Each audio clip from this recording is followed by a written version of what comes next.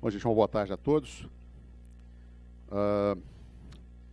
Nesse segundo módulo, nós vamos falar sobre alguns aspectos da reforma no que diz respeito à responsabilidade patrimonial, com foco central, embora não exclusivo, em dois temas, que são o grupo econômico por coordenação e o incidente de desconsideração da personalidade jurídica. Vou dividir essa exposição em dois momentos, um falando sobre a responsabilidade patrimonial e outro falando sobre o conhecido IDPJ, né, que é o incidente de desconsideração da personalidade jurídica. Não é nenhuma novidade, no âmbito do direito do trabalho, o envolvimento potencial de terceiros na execução trabalhista. Se nós analisarmos num plano mais amplo a CLT, vamos perceber uma grande preocupação do legislador de não só estabelecer um conjunto mínimo de direitos trabalhistas, que progressivamente foram ampliados ao longo das décadas, mas também vamos verificar que a CLT tem diversos mecanismos que visam resguardar o sucesso da execução trabalhista. Aliás, não só da execução trabalhista, podemos até ampliar um pouco mais. O próprio respeito à legislação trabalhista. Não é?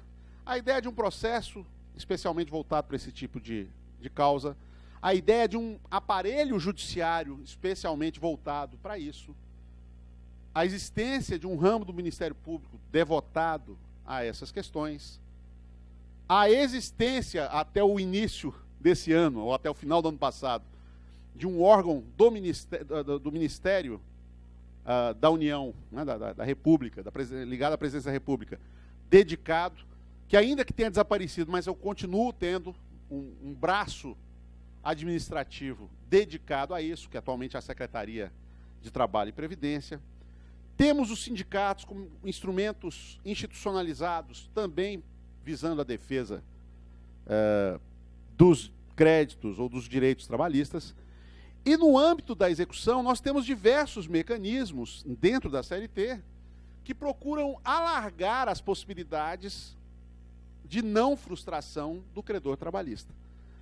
E a fórmula utilizada em alguns momentos na CLT foi exatamente a possibilidade de inclusão de pessoas que não foram tomadoras de serviço, não foram titulares da relação contratual, mas que, por uma autorização legal e por algum tipo de vinculação com a prestação de serviços que se tenha, acaba sendo um potencial envolvido nas execuções. Não só na CLT, mas é preciso lembrar que com a reforma trabalhista também houve um trato legal de uma hipótese construída na jurisprudência, que é a responsabilidade na terceirização. Então temos diversos mecanismos, e aqui nós vamos falar então sobre alguns desses mecanismos sob o foco da reforma trabalhista. Basicamente, falar sobre três temas: o principal, o grupo econômico, mas falaremos também sobre a responsabilidade do sócio retirante e também a responsabilidade do sucedido. Esse é o nosso roteiro para essa parte. A ideia de grupo econômico é uma ideia pioneira no âmbito do direito brasileiro, introduzida pela CLT. A CLT, como todos sabemos, lá no artigo 2º, parágrafo 2º, criou a figura daquilo que a doutrina depois batizou, mais adiante, de empregador único. A ideia de que, mesmo sendo pessoas diferentes, empresas diferentes, pessoas jurídicas distintas, mas que, se elas tiverem determinadas características, elas podem ser consideradas como formadoras de um grupo empresarial, chamado grupo econômico, que, para efeitos trabalhistas, seja no plano intracontratual, seja no plano processual, são considerados solidariamente responsáveis. O começo dessa história, então, pode-se indicar como sendo, então, uma situação de despersonalização do empregador. Despersonalização, aliás, que, segundo a jurisprudência, é não só passiva, mas também ativa. Não é? A jurisprudência consolidou a ideia de que, sendo o grupo econômico considerado empregador único, se não houver algum ajuste em contrário, o contrato de trabalho celebrado com uma empresa do grupo econômico autoriza que a prestação de serviços desse mesmo empregado seja compartilhada com outras empresas do mesmo grupo. Não é? Embora o artigo 2º trate fundamentalmente da ideia da solidariedade no plano passivo. Historicamente, esse grupo econômico nasce numa perspectiva verticalizada, hierarquizada. A figura do grupo econômico, originalmente concebida, era exclusivamente voltada à ideia da existência de um controle, que poderia se dar de um modo formal com uma holding, ou seja, com uma empresa com participação em outras empresas, com participação decisiva em outras empresas, ou a partir também de uma pessoa, ou um grupo de pessoas que comandassem esse conglomerado. Né? É aquilo que a doutrina acabou classificando mais adiante, depois da criação da figura na CLT, de grupo econômico por subordinação. Né? Basicamente era essa a ideia. E se a responsabilidade era solidária, significa então que eu tenho aí uma ampliação importante na perspectiva de recebimento efetivo do crédito, a partir do instante em que eu não estou mais atrelado a poder reclamar só contra aquela pessoa jurídica que assinou a carteira do empregado. Mais adiante, em 1973, criou-se uma nova modalidade de grupo econômico, no Estatuto do Trabalhador Rural, Lei 5.889, artigo 3º, parágrafo 2º, e aí esse dispositivo comete um avanço em relação ao que tínhamos antes, porque além de assimilar a mesma ideia de uma mesma direção, controle ou administração, ou seja, um grupo econômico por subordinação, ele passa a admitir também o grupo econômico por coordenação. Não é? E aí, por isso que ele fala ali que haverá responsabilidade solidária também quando as empresas, mesmo guardando cada uma sua autonomia, integrem grupo econômico ou financeiro rural, não é? Nas obrigações decorrentes da relação de emprego. Então, a partir desse momento, a partir da vigência dessa lei, concebeu-se, então, a ideia desses dois modelos, ou desses dois tipos de grupo econômico. O grupo econômico por subordinação, poderíamos graficamente representá-lo como uma relação verticalizada entre as empresas integrantes do grupo econômico, e o grupo econômico por coordenação, uma relação horizontalizada, ou horizontal, se preferir.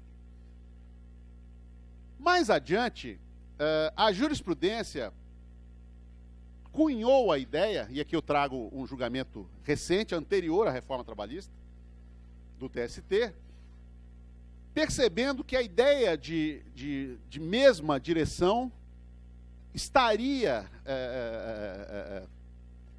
transmitindo também a concepção aplicável a organizações sem esse vínculo subordinativo.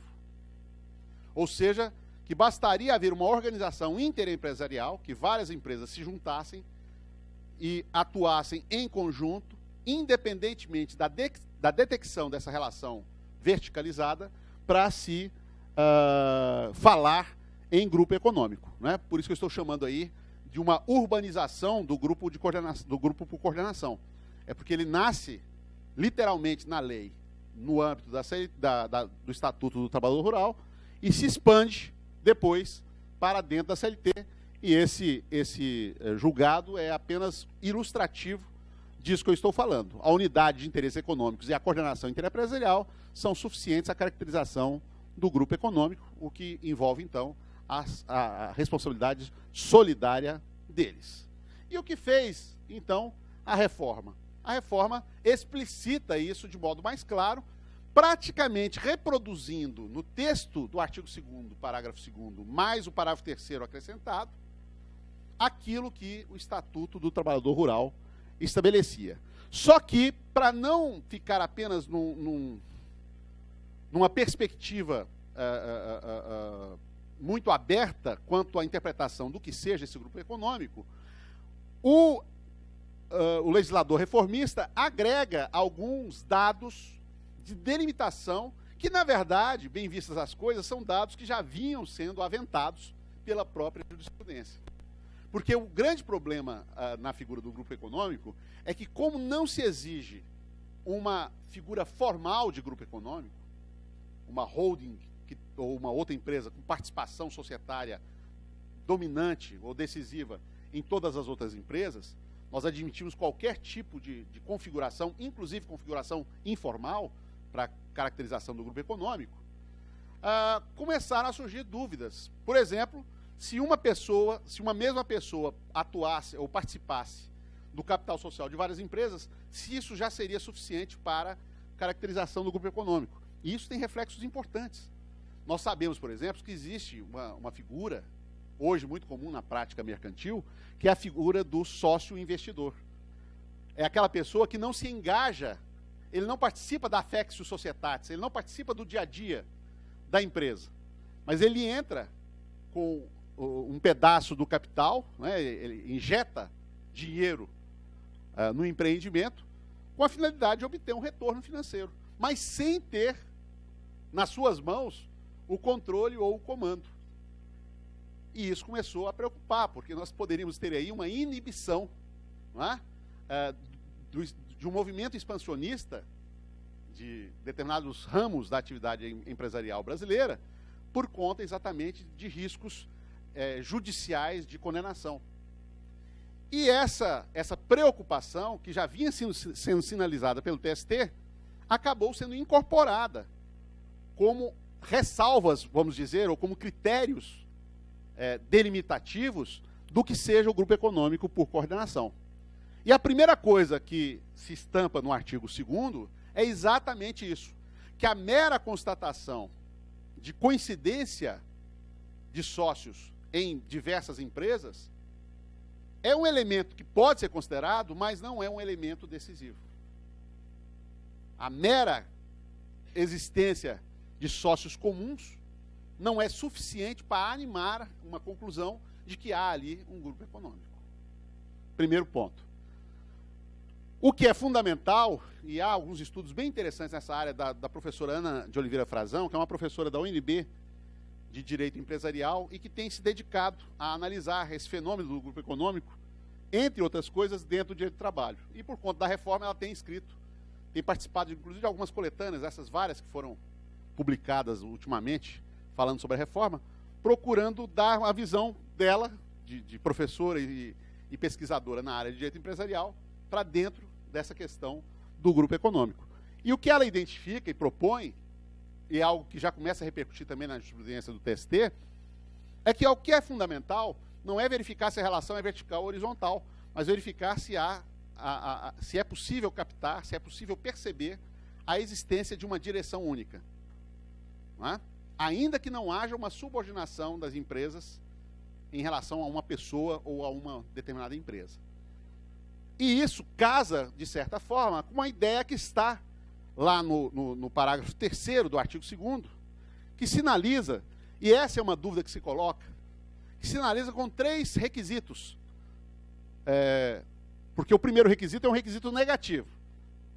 A coincidência de sócios não é um elemento confiável para a definição de que existe um grupo econômico. E, na sequência, o legislador indica 3 critérios positivos, 3 requisitos que configurariam o grupo econômico. O primeiro deles, a demonstração do interesse integrado. Aqui eu fiz questão de transcrever, de reproduzir o que está na lei. O segundo deles, a efetiva comunhão de interesses. O terceiro deles, a atuação conjunta das empresas. Eu fiz questão de sublinhar algumas palavras que, para mim, trazem ideias nucleares e que me parecem muito próximas, que se complementam. A ideia de interesse integrado tem tudo a ver com a ideia de comunhão de interesses. Até a palavra interesse, inclusive, aqui foi repetida. E quando eu falo em interesse integrado, em comunhão, eu tenho a ideia de uma ação em conjunto das empresas. Não é? Então, não me parece, embora o texto legal até propicie esse tipo de interpretação, mas não me parece que o juiz do trabalho precise se esmerar em identificar objetivamente a existência desses 3 elementos, porque conceitualmente não está muito clara essa diferenciação. Pelo contrário, o que parece haver aqui é quase um pleonasmo normativo, porque, como eu disse, não me parece haver diferença significativa, por exemplo, entre efetiva comunhão de interesses, que seria a causa, não é? Com a atuação conjunta das empresas, que seria o desdobramento, seria o efeito, o resultado. A existência de uma comunhão de interesses gera uma atuação conjunta das empresas. Não é? Isso leva, então, a que se tenha uma perspectiva, não é? De apanhar situações absolutamente novas, que nós não imaginávamos há algum tempo atrás. Eu dou um exemplo muito concreto de alguma situação que eu já vivenciei em um processo judicial, que eu não conhecia.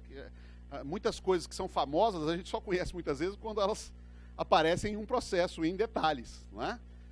Eu me refiro aqui a uma cadeia muito conhecida, aliás, a uma empresa muito conhecida de aplicativos para comercialização de alimentos. Não é? Eu não tinha ideia como é que funcionava esse mecanismo. A gente sabe da ideia da plataforma, que é como a plataforma também de transporte. Você tem um aplicativo em que as pessoas se inscrevem, cadastram lá o cartão de crédito, se quiserem fazer as operações mais fáceis, e aí escolhe aquilo que quer, encomenda, com vários fornecedores que estão previamente cadastrados, e aquela encomenda chega para você. Quer dizer, para o usuário, a coisa é um pouco difusa. Mas quando a gente analisa mais de perto, verifica o seguinte: é claro, você tem uma unidade produtora do alimento, que são os estabelecimentos, os restaurantes, as lanchonetes, as lojas de bebidas, etc. Tenho a plataforma digital, que é uma empresa, que faz a aproximação entre esses estabelecimentos e os consumidores. E tenho uma empresa de logística, porque é óbvio que essa empresa do aplicativo, ela tem uma sede remota. No caso dessa empresa, ela tem a matriz dela em São Paulo. Ela não tem escritórios descentralizados, porque não precisa. O negócio dela é todo virtual, não faz sentido ela precisar instalar filiais. Seria, aliás, um contrassenso em relação ao modelo de negócio. Mas a logística, essa precisa de algo concreto. Eu preciso de alguém que apanhe o prato encomendado no restaurante e entregue na porta da casa do consumidor que o encomendou. Se é uma empresa desse tipo trabalha exclusivamente em função dessa plataforma, não é? Parece possível identificar, claro, precisa analisar as provas e tal, mas é possível identificar aqui a existência exatamente do quê? De um interesse integrado. A empresa de logística tem um fluxo garantido de transporte de mercadorias, que lhe assegura um fluxo de receitas constante. E a empresa da plataforma digital tem a possibilidade de ir aperfeiçoando, não é? Com a continuação daquela parceria, de tal modo que a entrega seja feita do modo mais adequado, rápido e seguro possível, inclusive seguro do ponto de vista alimentar. Nos moldes definidos no artigo 2º, parágrafo 2º e 3º da CLT agora, é possível identificar, mesmo não tendo nenhuma coincidência societária entre essas empresas, a possibilidade de ventilação, de cogitação de um grupo econômico por coordenação. Não é? Então, curiosamente, eu não tenho dúvida nenhuma em afirmar isso, que a reforma trabalhista, nesse aspecto da responsabilidade patrimonial de terceiros, ela, na verdade, progride, ela avança. Ainda que incorporando sinalizações da jurisprudência e tornando a situação mais segura a partir do instante que se coloca numa norma, mas eu não tenho dúvida nenhuma em afirmar que ela amplifica as possibilidades agora de maior sucesso de uma execução trabalhista a partir do momento em que se institucionaliza de uma forma muito objetiva e clara a possibilidade de um outro tipo de modelo de grupo econômico, que é esse grupo econômico por coordenação. Né? E o que vai ser fundamental, insisto, é a percepção dessa direção integrada, dessa direção unitária, da existência clara de uma convergência de interesses, ainda que não haja uma situação de dominação ou de comando de uma empresa sobre a outra.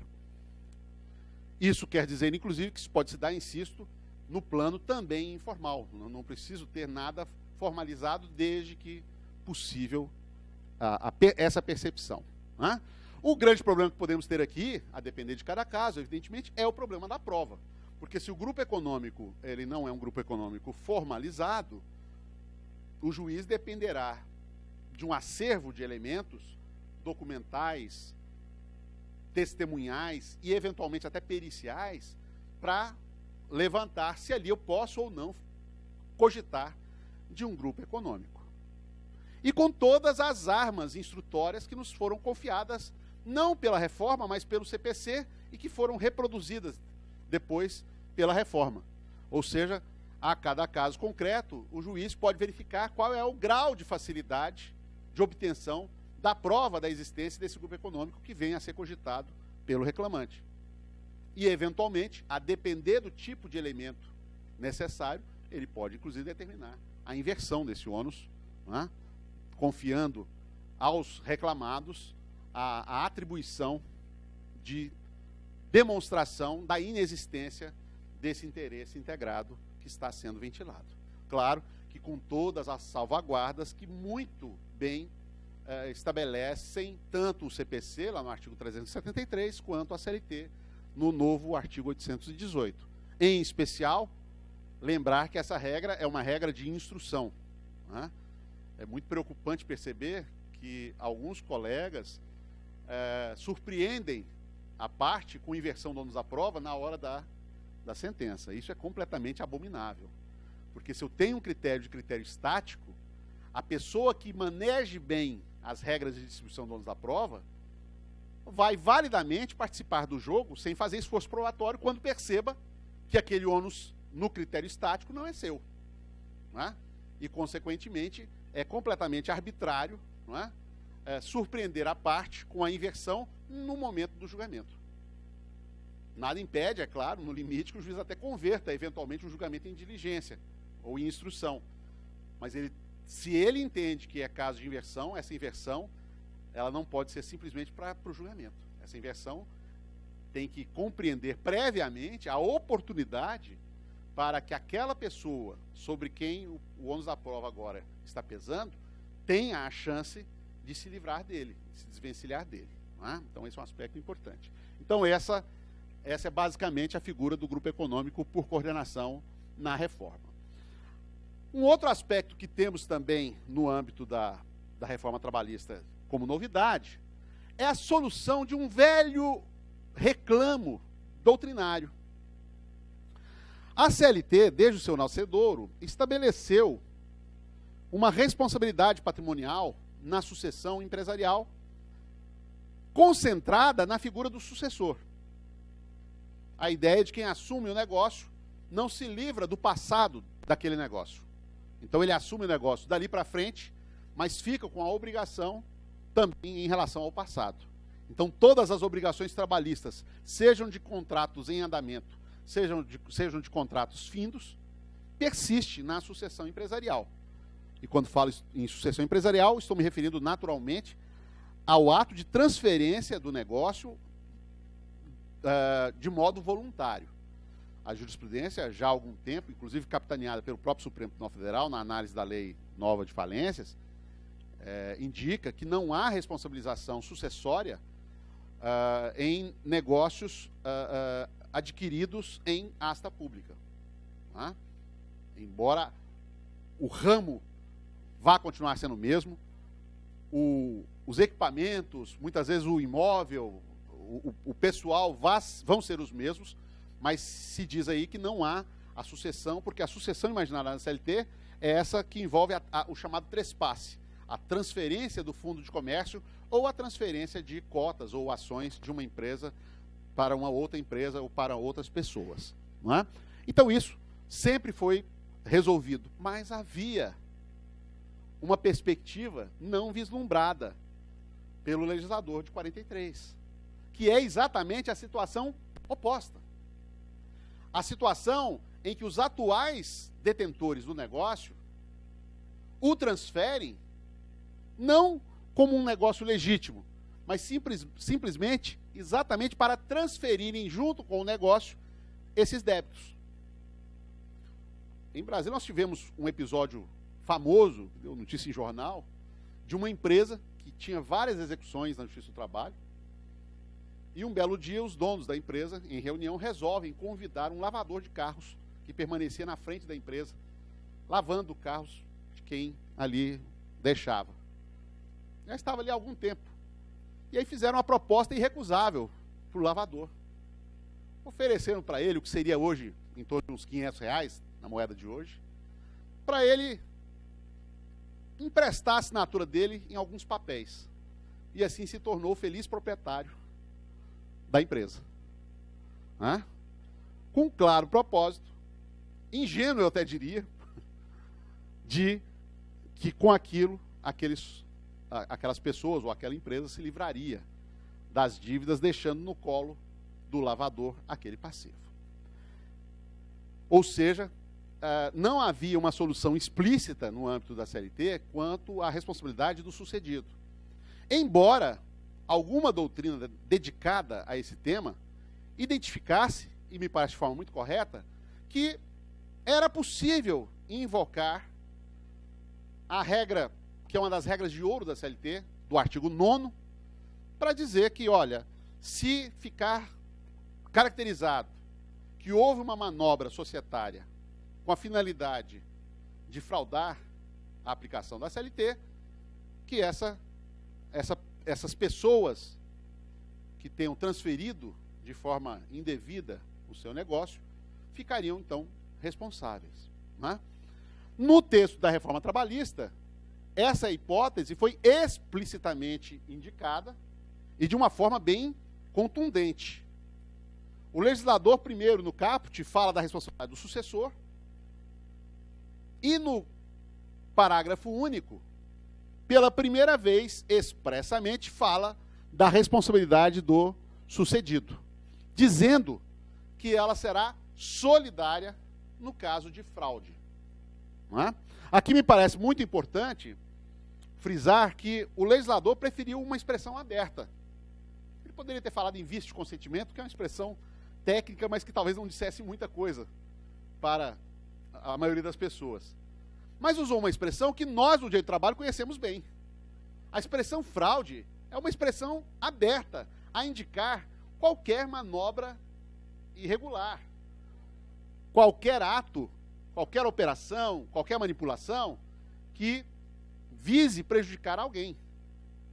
É o que está por trás, inclusive, da regra do artigo 9º.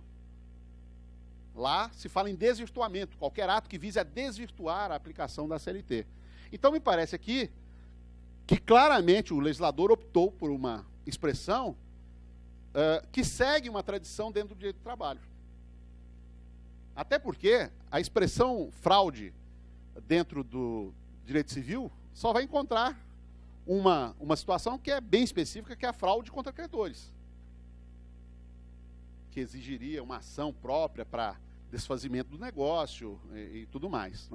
Me parece que claramente essa não foi a intenção. A intenção foi realmente deixar aberta aqui a possibilidade de constatação de qualquer manobra, desde que essa manobra redunde imediatamente no definhamento patrimonial da empresa em decorrência da substituição dos titulares do negócio ou da substituição da pessoa jurídica que titularizava aquele negócio. Claro que, nesse caso, não estamos querendo aqui salientar ou cogitar de uma responsabilidade eterna do sucedido. Me parece fundamental que as consequências dessa fraude sejam notadas de imediato. Se uma empresa é transferida regularmente para uma outra e 5 anos depois essa empresa vai à bancarrota, evidentemente que eu não posso aqui identificar que foi aquela transferência lá atrás a causa que originou aquela situação que venha a prejudicar uma massa de trabalhadores. Então, essa responsabilidade do sucedido me parece que ela está umbilicalmente, geneticamente vinculada ao ato de fraude, como causa e efeito. O prejuízo dos trabalhadores há de ser uma decorrência da manobra fraudulenta que, à primeira vista, livrou o sucedido de qualquer consequência. A outra matéria tratada com muita precisão, mais ainda do que na questão do sucedido, é a questão do sócio retirante. E nesse momento, e nessa questão, me parece que o legislador reformista fez-nos um grande favor, porque o que tínhamos antes eram dois dispositivos do Código Civil extremamente vagos para as nossas necessidades, que são os artigos 1003, parágrafo único, e 1032, que deixavam muitas dúvidas no ar quanto à forma de contagem, a quais as obrigações ou qual a limitação temporal, se haveria uma limitação temporal em relação a essa responsabilidade e assim por diante.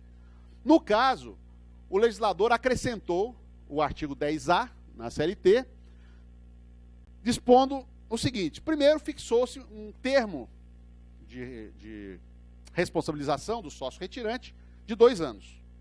Durante 2 anos, o sócio retirante é responsável pelas obrigações da sociedade de onde esteja saindo, limita, inclusive, essas obrigações, as obrigações existentes ao tempo em que estava na empresa.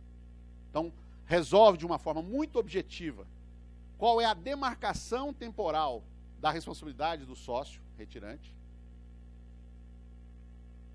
Também não deixa dúvida alguma quanto ao evento que marca essa limitação temporal, e esse evento não é a mera assinatura ou a existência de um negócio entre os sócios em que se ajuste a saída daquele sócio, mas um elemento absolutamente objetivo de muito fácil aferição, que é a averbação da alteração societária.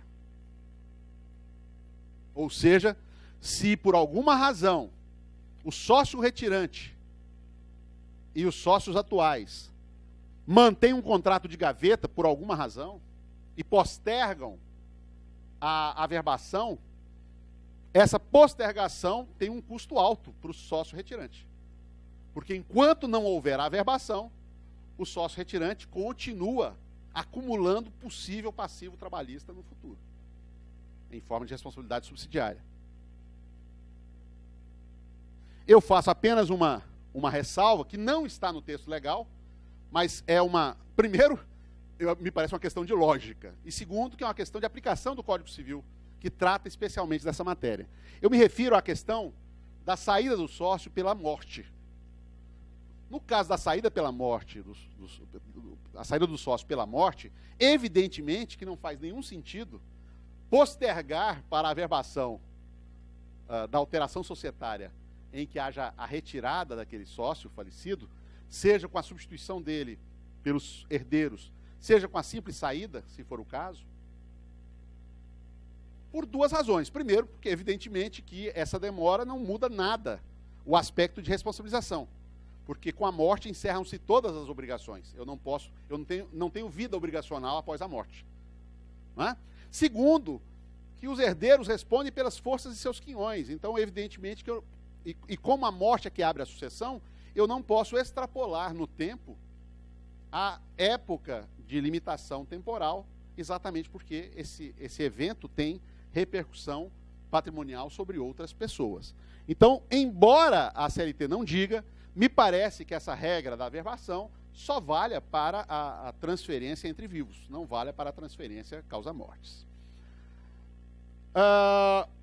Terceiro, há um prazo que é de 2 anos, e aí vem 2 perguntas fundamentais em relação a esse prazo.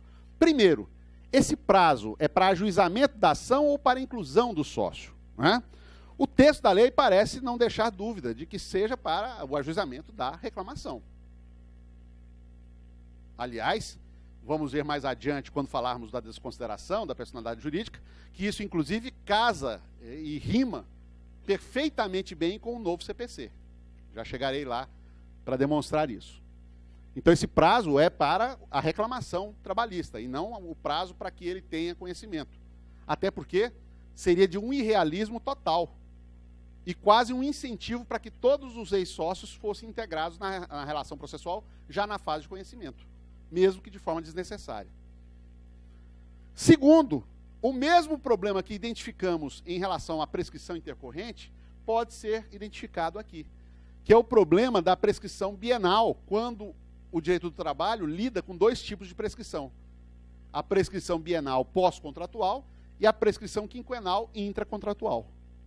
Sob essa perspectiva, não parece fazer sentido que o empregado, ainda em atividade, esteja obrigado a propor ação em 2 anos, não é? Desconhecendo que existe um dispositivo constitucional abrindo um prazo mais elástico. Então, da mesma forma que na prescrição intercorrente a fixação de 2 anos deve ser vista como regra geral, aqui também isso deve ser enxergado e interpretado apenas em relação à maioria dos casos, a esmagadora maioria dos casos, que vão compreender aquelas pessoas que já tenham o seu contrato de trabalho rompido, sob pena de nós contrariarmos o texto da Constituição Federal com um dispositivo de lei ordinária, onde a solução única é de todos sabida, né? É de sacrifício da lei ordinária. Então, não estou dizendo que ela seria necessariamente inconstitucional. Eu apenas estou propondo aqui uma interpretação conforme de que esse prazo bienal deve ser analisado em relação àqueles trabalhadores cujo contrato estava extinto no momento em que propuseram as suas ações trabalhistas. Quanto ao tipo de responsabilidade do sócio retirante, o legislador tramou um modelo um pouco mais complexo do que do sucedido, porque no sucedido é o tudo ou nada. Ou eu demonstro a fraude e a responsabilidade é solidária, ou não houve fraude e esse sucedido não vai poder ser molestado, pelo menos é o que se infere do texto legal. No caso do ex-sócio, a lei estabelece um regime dicotômico, dependendo da existência ou não de fraude. Se houve fraude para a saída dele, como nesse caso do lavador que eu mencionei, não é? Se houve uma intenção deliberada, dolosa, de prejudicar terceiros, principalmente credores, na saída do sócio, entende-se que essa responsabilidade é não só solidária, como é temporalmente ilimitada. Vai se entender aí que é como se ele nunca tivesse saído, se foi fraudulenta. Se foi regular, aí a lei estabelece não só uma responsabilidade subsidiária, mas uma responsabilidade subsidiária com duplo benefício de ordem. Estabeleceu-se uma fila de pessoas que podem ser envolvidas numa execução trabalhista. No primeiro posto da fila vai estar o empregador.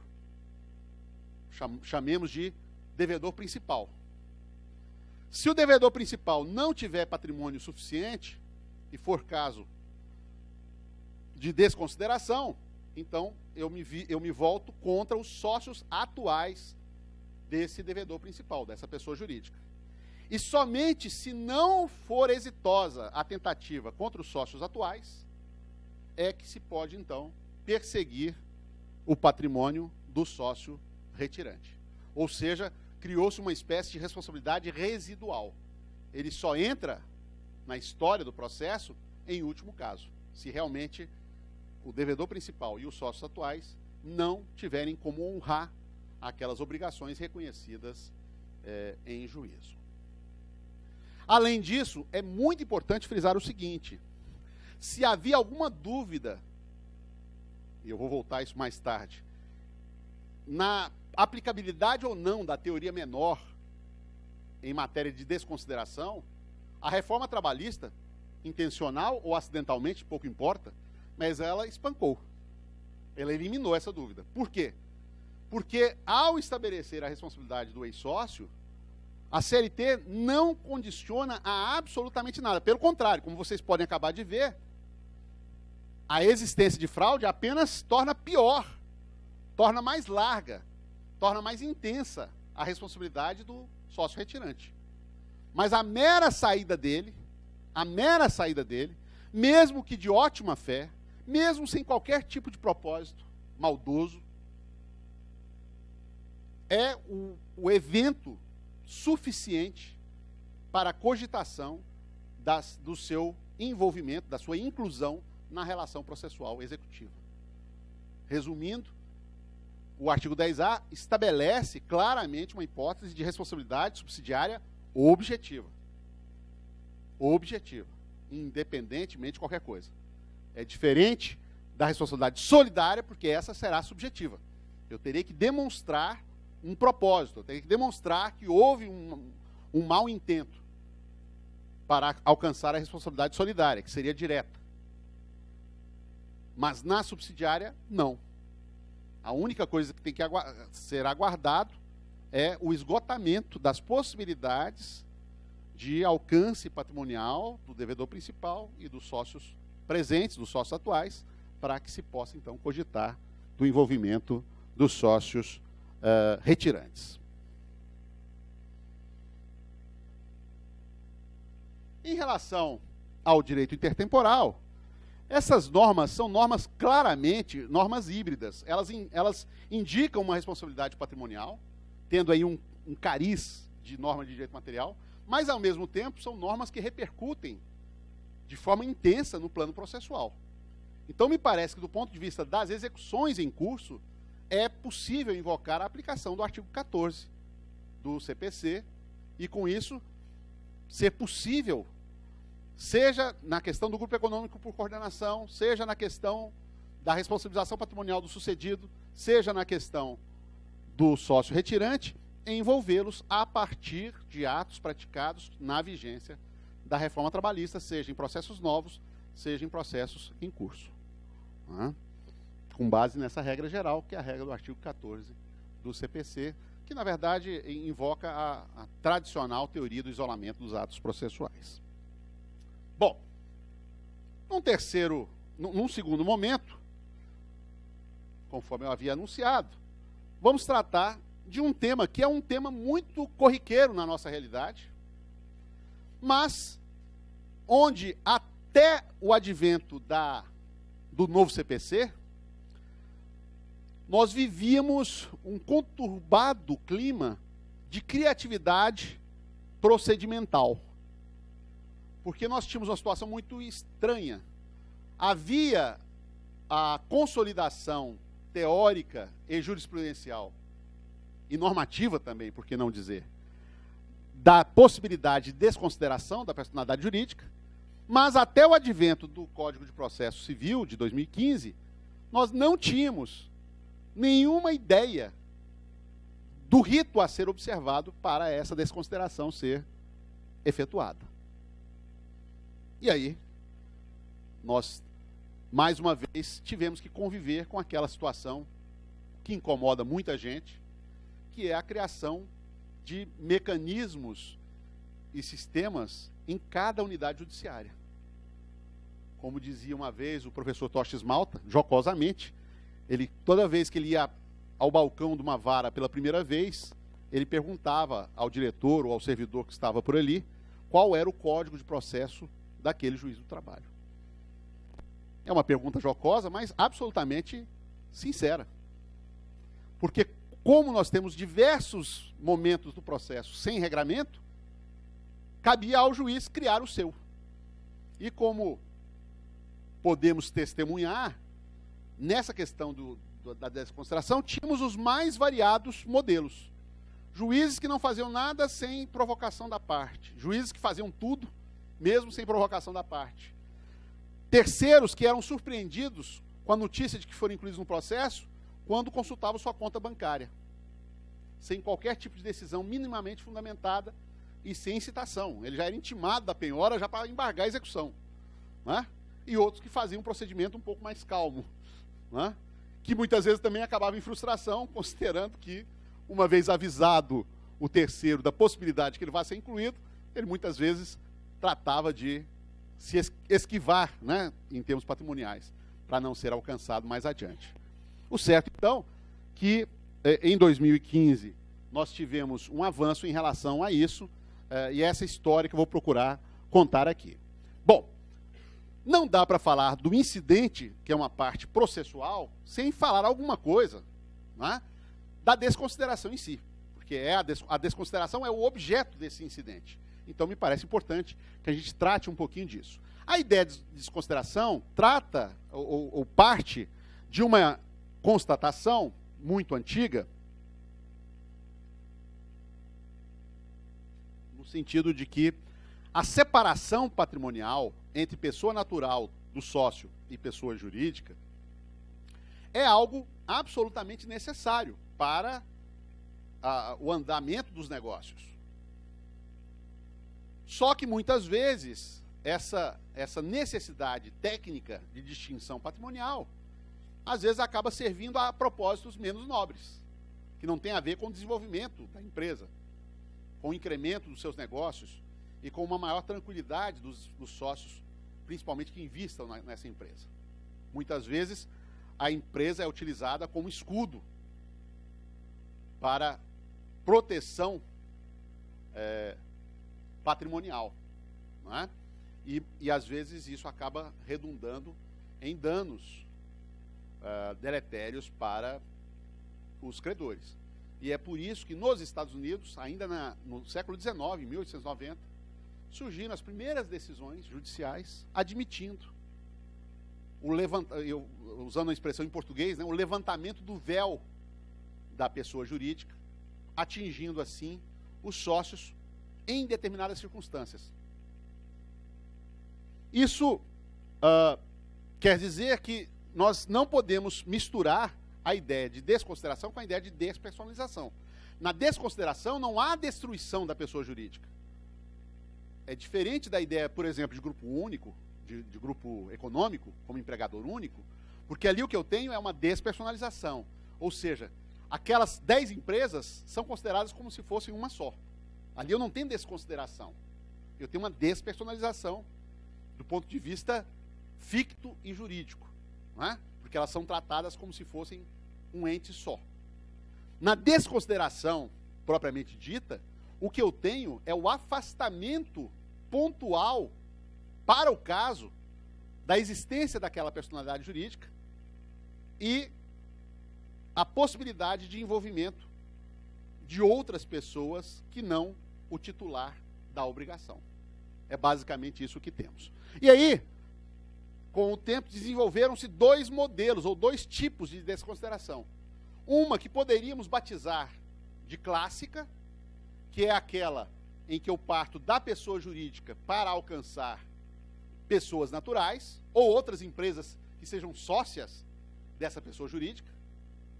E tenho a chamada desconsideração inversa, que era admitida pela doutrina e já vinha sendo também agasalhada pela jurisprudência, mas que só aparece no CPC de 2015 pela primeira vez, em que a operação é inversa. No caso da desconsideração clássica, a empresa ela tem a ideia, né, de que ela tem um definhamento patrimonial e fique numa situação em que ela está num estado de insolvência enquanto seus sócios estão numa situação muito confortável. Na desconsideração inversa ocorre o oposto. Os sócios estão completamente desprovidos de patrimônio, os sócios não, desculpem, as pessoas naturais estão totalmente desprovidas de patrimônio e injetam todo o patrimônio que têm em empresas, em pessoas jurídicas. Fazem a capitalização de pessoas jurídicas a partir da transferência de seu patrimônio, esvaziando o seu patrimônio e, com isso, então, podendo potencialmente frustrar credores.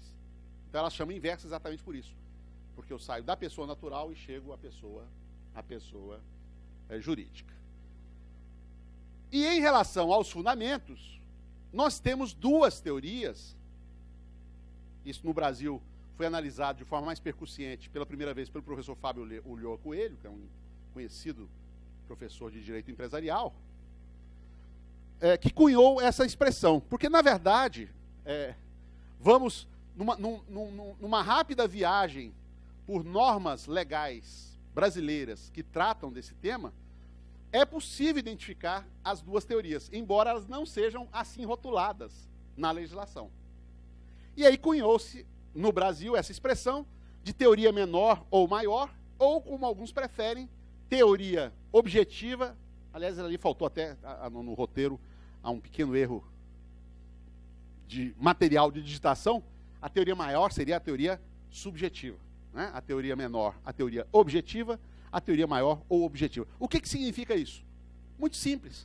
Na teoria menor, o mote para a desconsideração é o mero insucesso da execução contra aquela pessoa devedora. Não há necessidade de se alegar a existência de fraude, de algum tipo de abuso, algum tipo de mascaramento, de confusão patrimonial, mas simplesmente uma constatação objetiva de que a pessoa demandada não dispõe de patrimônio suficiente para suportar as consequências daquela execução. E já na teoria maior, ou subjetiva, é preciso identificar, alegar e provar a ocorrência de algum tipo de manobra, algum tipo de gesto, algum tipo de ato que caracterize o mau uso da personalidade jurídica e, a partir daí, então, seja possível a desconsideração.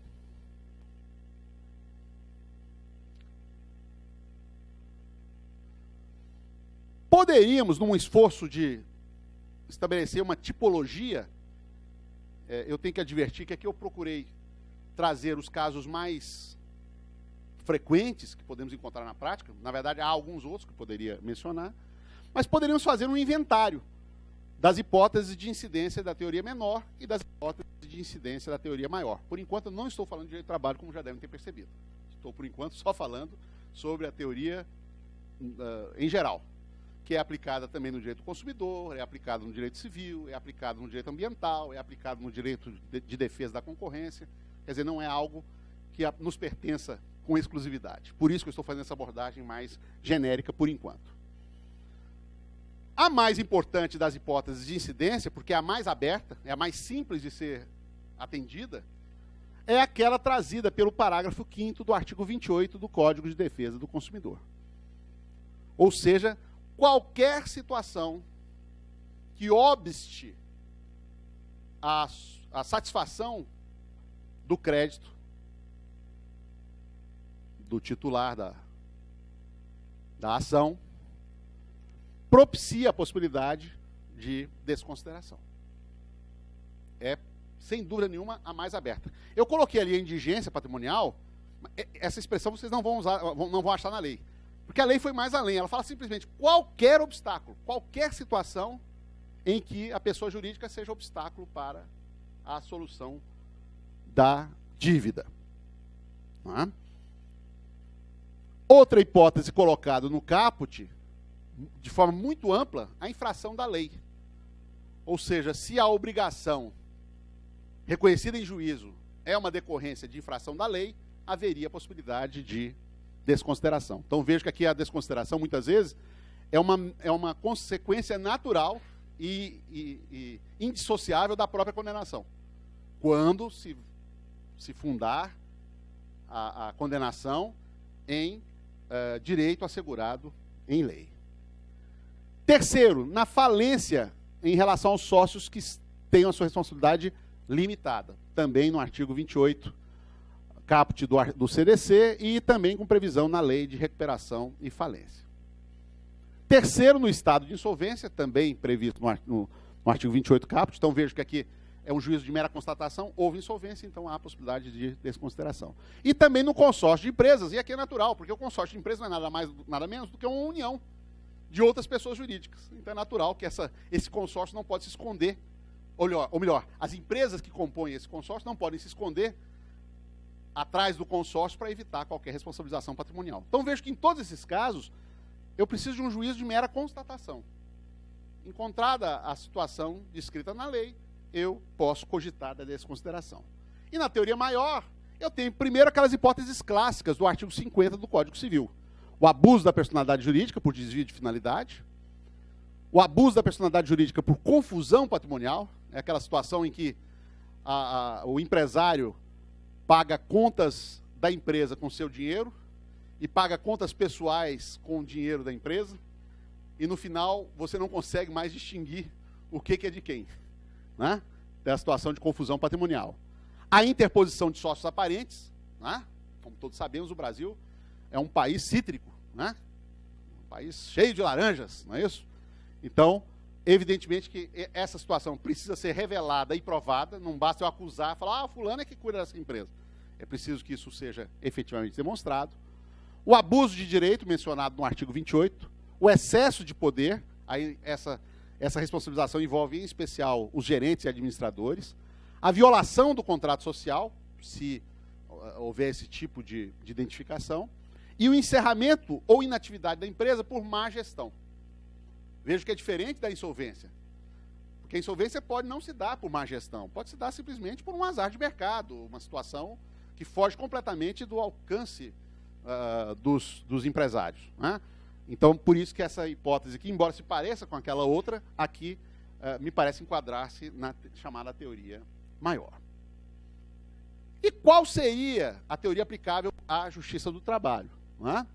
Ora, me parece que se as normas mais generosas são encontradas no sistema que mais se parece com o nosso, que é o sistema consumerista, e se parece mais com o nosso por uma razão muito simples, as relações de consumo e as relações de trabalho partem de uma mesma ideia, a ideia de assimetria, a ideia de vulnerabilidade de uma das partes, embora uma vulnerabilidade ao avesso, né? Porque a parte frágil da relação de emprego é a parte poderosa na relação de consumo. Elas trocam de papéis, né? Porque o tomador de serviços na relação de consumo, né, é a parte vulnerável, enquanto que na relação de trabalho vai ser o prestador do serviço essa parte vulnerável. Então me parece que essa perspectiva, e eu os convido, quando puderem, a fazer uma leitura comparativa do artigo 9º, que é um artigo mais curto, com o artigo 51 do CDC, que vai estabelecer uma série de atos que podem ser considerados inválidos no âmbito das relações de consumo.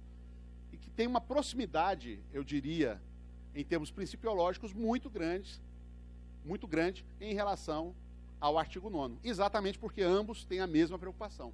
A preocupação de preservar a parte mais vulnerável na relação. Alguns autores, inclusive, mencionam um aspecto que eu achei muito interessante, que é a identificação da teoria menor com as chamadas relações não negociais. Claro, alguém pode falar, mas toda relação é negocial. Uma relação jurídica contratual é um negócio jurídico.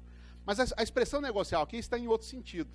Não no sentido de negócio jurídico, mas de negociabilidade das condições, né? O contrato de trabalho e o contrato de consumo, via de regra, são contratos de adesão. São contratos em que uma das partes, ainda que premida por um conjunto mínimo de disposições de proteção, na CLT e no CDC, mas uma das partes tem toda a condição de impor à outra as condições que vão prevalecer, né? Essas relações, então, são relações não negociais, que é um fenômeno típico das relações assimétricas, né? Alguns autores, inclusive, mencionam não só as controvérsias trabalhistas, mas também chegam até o campo do direito ambiental, inclusive nas questões de direito ambiental do trabalho, em que se opera o mesmo fenômeno, né? A fragilidade da saúde e da segurança, né, diante das possibilidades que o empregador pode de adoção de medidas que possam evitar um mal maior. Além de tudo isso, além desse conjunto de elementos que animam a uma defesa de existência da possibilidade de adoção da teoria menor, na desconsideração jurídica trabalhista, me parece importante acentuar a relevância acidental do artigo 10A, que foi introduzido e que eu comentei agora há pouco.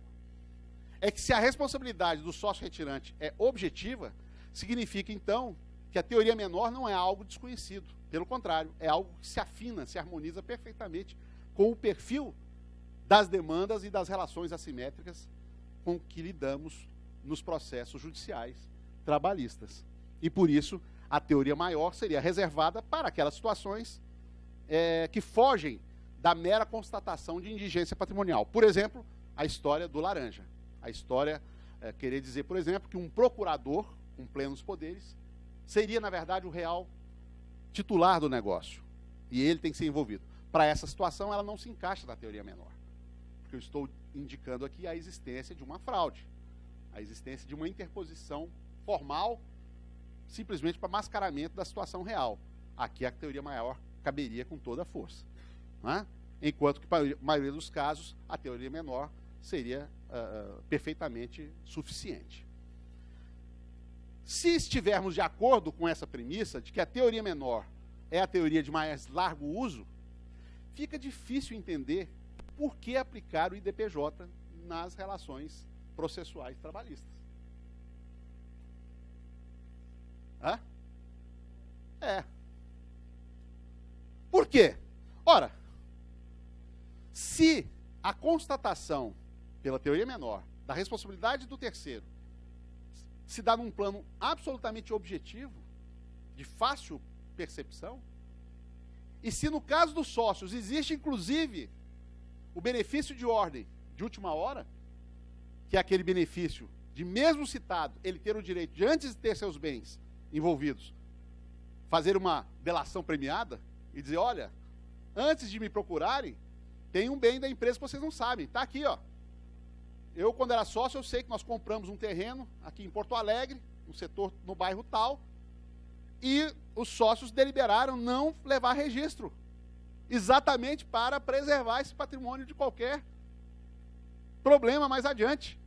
Mas está aqui, ó, o bem foi comprado, ele não foi transferido, mas o bem foi comprado. Né? Então, se a teoria menor parte de uma constatação meramente objetiva, o IDPJ passa a ser um teatro judicial, em que nós vamos instaurá-lo, vamos propiciar a oportunidade do contraditório, certamente o contraditório vai ser exercitado, e certamente vai ser exercitado com as teorias de boa-fé e coisas similares, e ao final, com instrução ou sem instrução, o juiz chegará à conclusão óbvia, nessas situações comezinhas, que eu estou dizendo, de mera indigência patrimonial. E a parte poderá ainda recorrer, sem precisar garantir o juízo, e só mais adiante, então, ela vai ser incluída. Né? Isso quer dizer que eu estou advogando a ideia de que nós não devemos adotar o IDPJ? Veja, eu poderia cogitar disso primeiro até a chegada do novo CPC, ou quando muito, com muita boa vontade, até a chegada da reforma trabalhista. Agora não há como tergiversar. Teatral ou não, desnecessário ou não, existe um ritual imposto pela lei que nós não podemos ignorar. A menos que alguém vá levantar uma tese, mas eu tenho dificuldade de fazer a fundamentação dela, de que seria inconstitucional esse dispositivo, então, por isso, eu negaria a aplicação. O que eu digo é o seguinte, do ponto de vista da lógica do sistema, é uma solução completamente tola. Eu sei que não é tola, ela tem uma intenção por trás.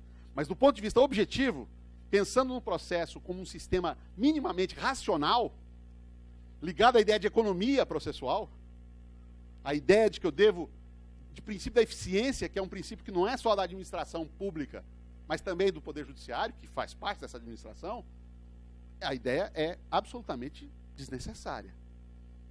Mas, apesar de desnecessária, não me parece possível, pelo menos à primeira vista, né, sustentar a inaplicabilidade.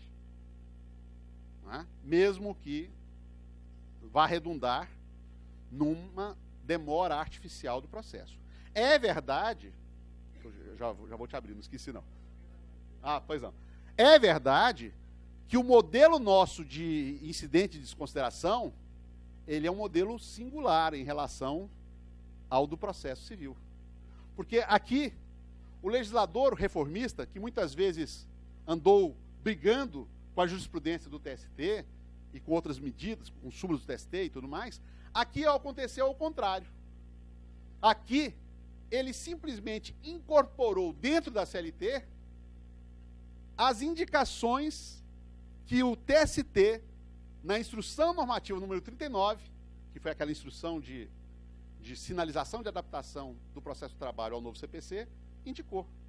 Inclusive, e aí está o grande alívio em relação à eventual demora que esse processo vai compreender, inclusive na possibilidade de concessão imediata, inicial, de tutelas de urgência. Que me parece que dentro do Poder Geral de Tutela, independeriam, inclusive, de pedido da parte. Não a instauração, porque a instauração expressamente está prevista no CPC, que ela depende de requerimento da parte. Também é outra hipótese que é difícil querer transigir e querer enxergar uma forma para contornar a necessidade de uma provocação. Nada impede um juiz que faça a provocação à parte, que faça as pesquisas, e a partir das pesquisas a parte possa, a partir dali, indicar, né, uma pessoa a ser alcançada, mas a iniciativa me parece impossível. Pois não. Só fazer um parênteses, uma questão interessante. Há uns 8 ou 9 anos atrás eu tive que criar um IDPJ em razão de uma carta rogatória para a Alemanha. Eles não aceitaram executar o sócio que morava na Alemanha porque não tinha um incidente, uma ação incidental que eles consideravam que dava amplo direito de defesa. Voltou aquilo para mim da carta rogatória e eu falei, e agora?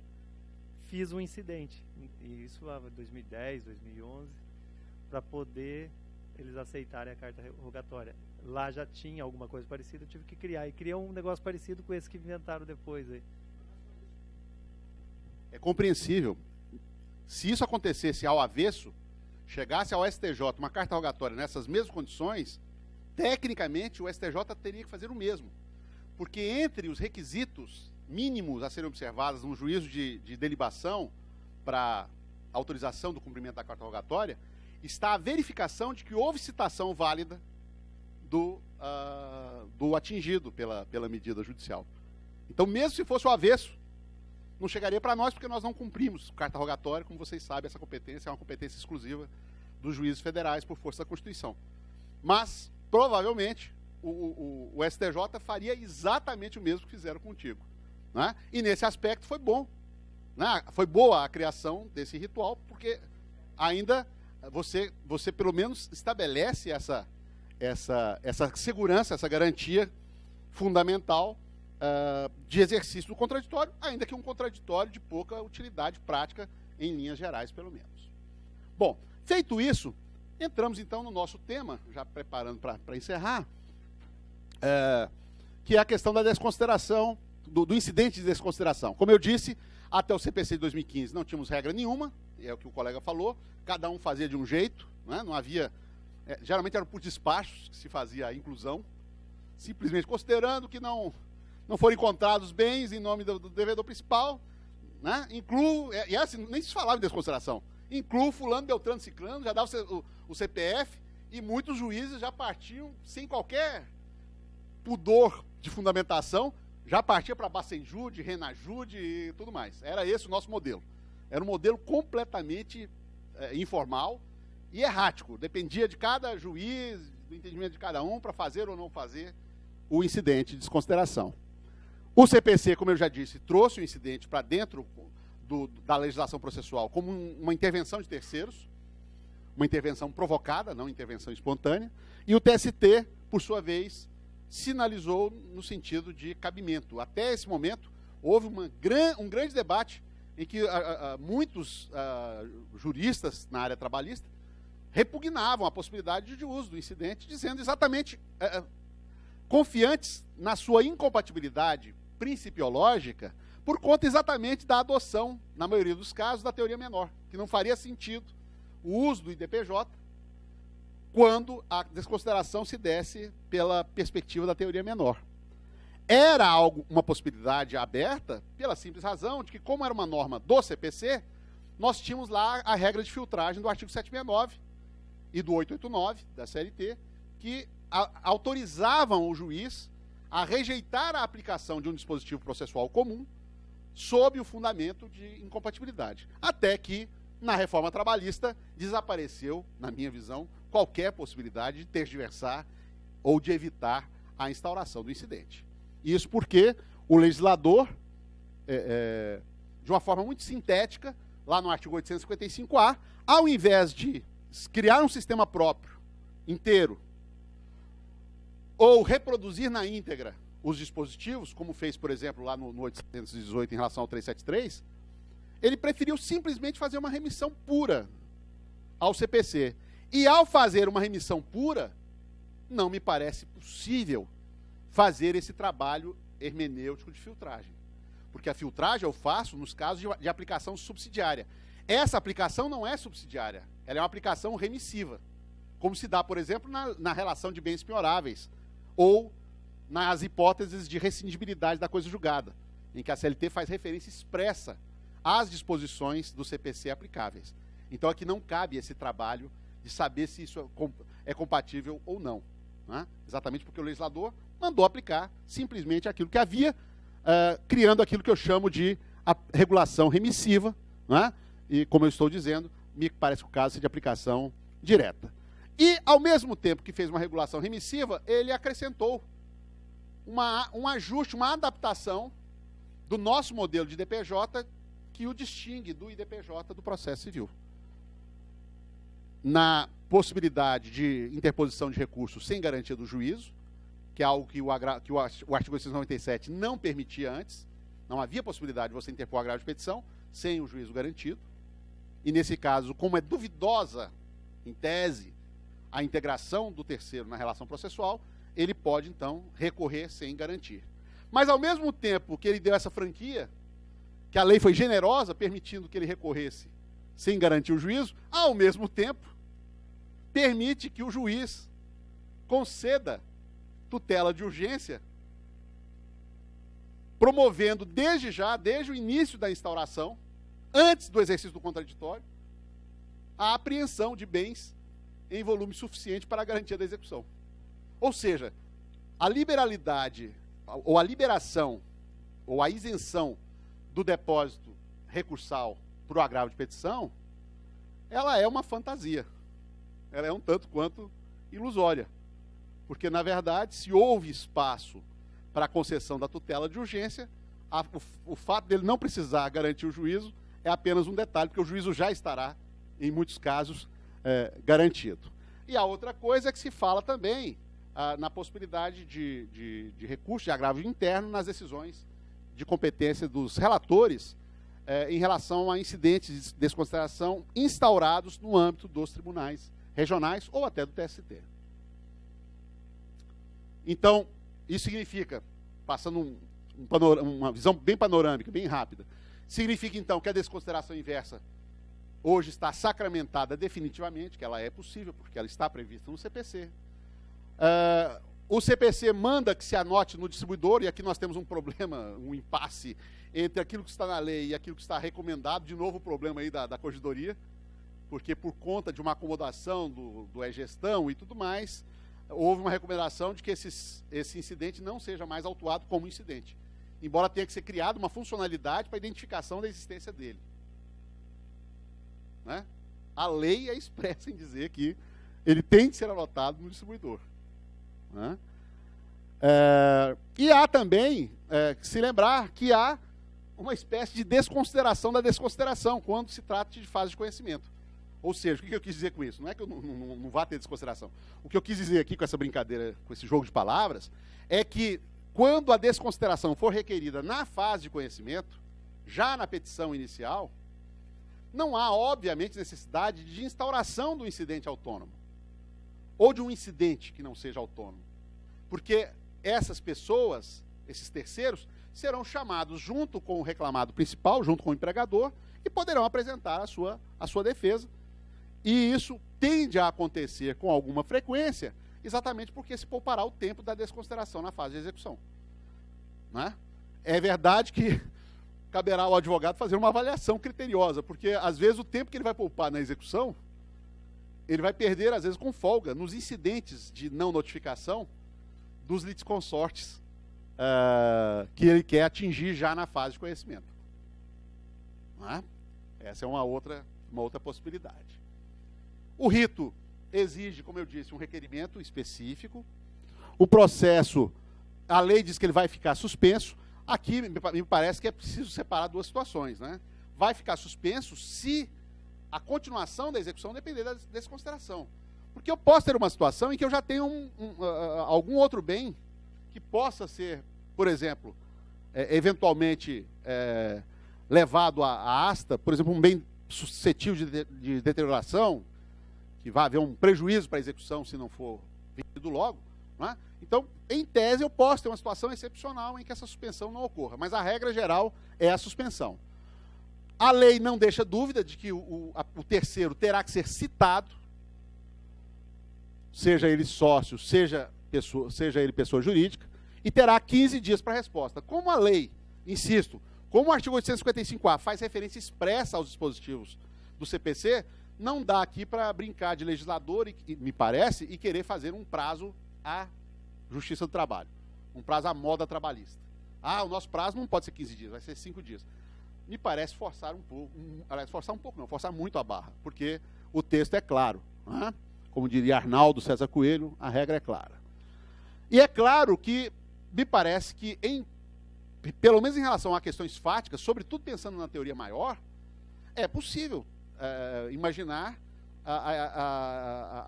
que haja a revelia com os seus efeitos inerentes, principalmente a confissão ficta, se não for apresentada a defesa. Haverá instrução e julgamento, claro que aqui poderá haver ou não inversão do ônus da prova, a depender do tipo de discussão que se tenha e do princípio, em especial, do princípio da aptidão da prova, verificar quem é que tem mais facilidade para produzir a prova em torno da possibilidade ou não de envolvimento daquele terceiro, não é? E a lei fala que, se for deferida a desconsideração, fixa-se o óbvio, né? Que o requerido, então, fica como patrimonialmente responsável por essa execução. Não é? Inclusive, em termos de caracterização de fraude à execução, caso seja alienado um bem pela pessoa afetada pelo IDPJ. Como eu disse, há alguns aspectos peculiares, a naturalização da tutela de urgência, ou seja, há aqui quase que um estímulo do legislador, porque ele não precisava dizer que cabe a concessão de tutela de urgência. Claro que em qualquer processo é possível tutela de urgência, mas quando eu assinalo essa possibilidade no corpo de um rito específico, parece haver um certo incentivo institucionalizado ao uso da tutela de urgência. Não é? Como eu disse, o recurso, mesmo que pelo terceiro afetado, pode ser interposto sem necessidade de garantia do juízo. No caso da fase de conhecimento, se houver um deferimento por decisão interlocutória, não cabe recurso imediato, o recurso vai ter que ser interposto junto com o recurso ordinário, e no caso da desconsideração no tribunal, dependerá de interposição de agravo interno. Né? Essas são as peculiaridades especificadas na lei. Algumas questões no ar que me parecem importantes a gente destacar. Primeiro, a questão da autonomia procedimental. Né? Como eu disse, a Corregedoria trouxe essa recomendação de que não pode ser autuado como incidente, mas é muito estranha essa orientação, porque o dispositivo legal, efetivamente, indica exatamente o oposto. Né? E aqui me parece um caso mais grave do que aquele que poderíamos discutir em relação à recomendação na prescrição intercorrente. Porque na prescrição intercorrente, houve ali uma interpretação. Goste ou não goste, uma interpretação possível. Aqui me parece que não há uma interpretação possível, porque a lei é expressa em dizer que deverá haver a anotação do incidente no distribuidor. Segundo, é possível que esse terceiro, afetado pelo IDPJ, incluído na relação da execução, na relação processual executiva, como terceiro, é possível ele querer discutir essa matéria em sede de embargo de execução ou embargo de terceiro? A resposta, embora não esteja indicada, mas me parece muito clara. É óbvio que não.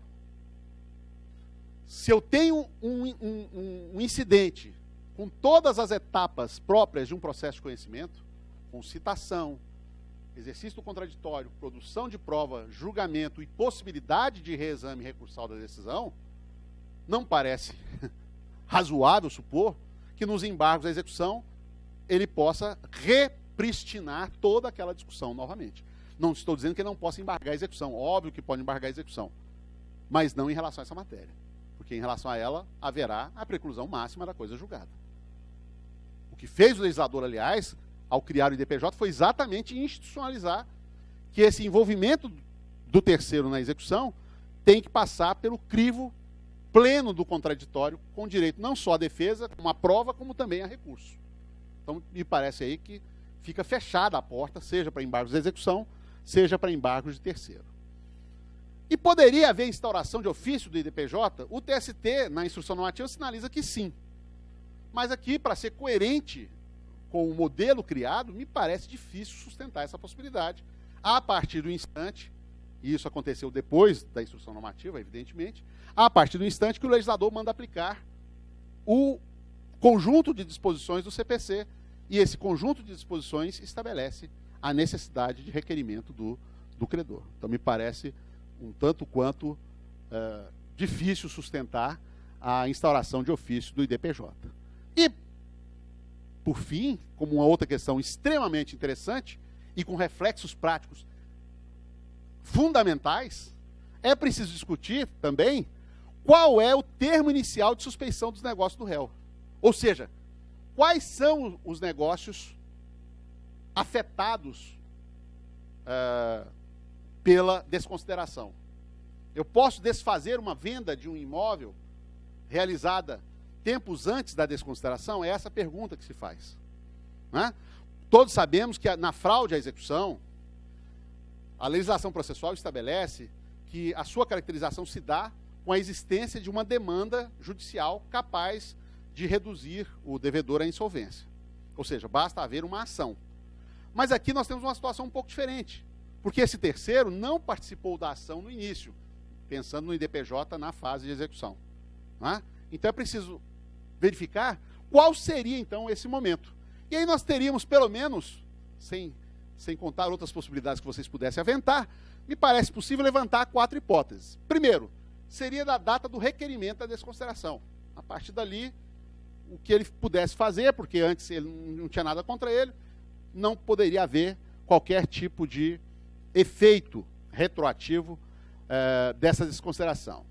Outros falam que seria da data da instauração do incidente, ou seja, a partir do momento em que o juiz defere a instauração do incidente, determinando a citação do réu.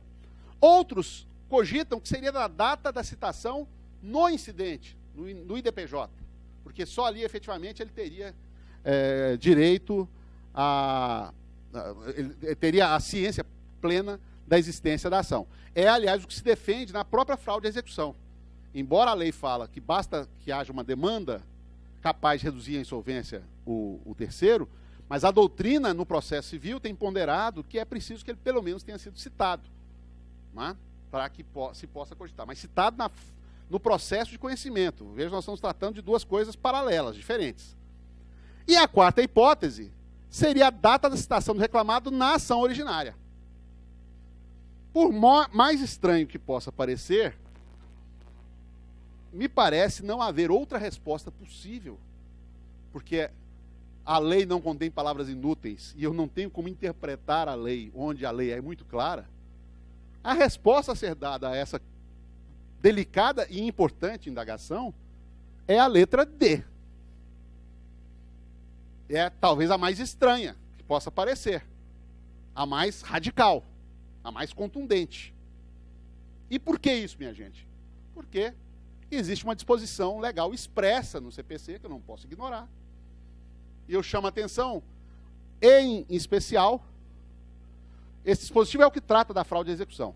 E o parágrafo 3º não deixa margem a nenhuma dúvida. Nos casos de desconsideração da personalidade jurídica, a fraude à execução verifica-se, atenção, eu fiz questão de fazer um outro destaque, a partir da citação da parte cuja personalidade se pretende desconsiderar. Qual que é a parte cuja personalidade se pretende desconsiderar? É o devedor principal. Ou seja, o CPC aqui claramente fez uma opção absolutamente consciente de favorecer a posição subjetiva do credor em detrimento do devedor. Do devedor e terceiros que possam ser envolvidos com ele. Tá?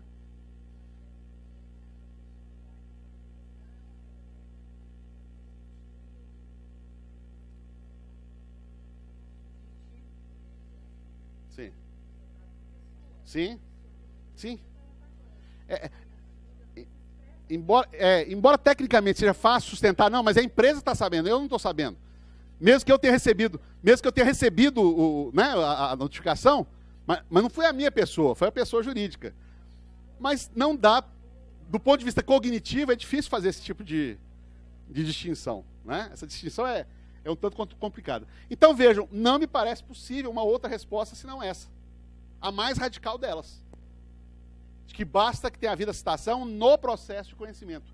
O que quer dizer que aquilo que se critica muito, de desconsiderações tardias, de processos que corram há anos, e a parte, o ex-sócio, seja surpreendido, isso não está fora, absolutamente, daquilo que a lei estabelece.